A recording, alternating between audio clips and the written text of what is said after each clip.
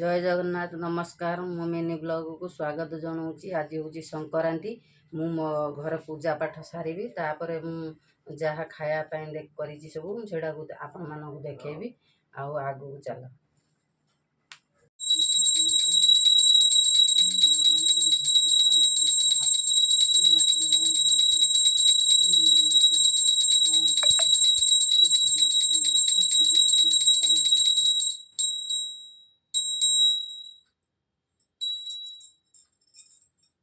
आज संक्रांति मो झी ऑफिस गला मु राति 4टार उठिक बिना पियाज रसुण मटर घुगुन करड़ा बादाम चटणी कर इडली कर झी आज ऑफिस नहीं जाइए घरे भी पिला ता बाबा भी खाई सारे मोर ठाकुर पूजा सरला मु खाऊ टेस्ट कर क्या बढ़िया है। आप घरे घरे खातु बिना पियाज रसुण बढ़िया टेस्ट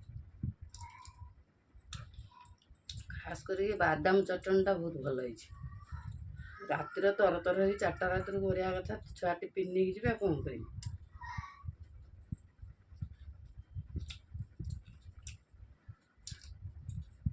आ दुईपुर कौन आइटम कर आपण मानक भी देखेबी।